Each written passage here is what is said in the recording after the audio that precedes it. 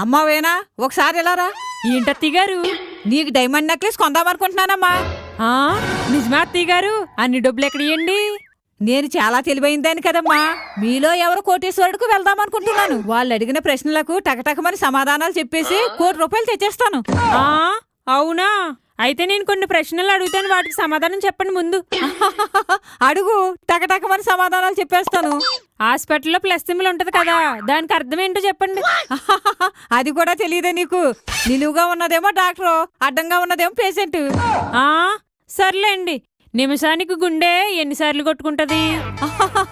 దాని ఇష్టం. దానికి ఎన్నిసార్లు కావాలంటే అన్నిసార్లు కొట్టుకుంటది. అబ్బో, నిమిషానికి 60 సెకండ్లు అయితే సంవత్సరానికి ఎన్ని సెకండ్లో చెప్పండి?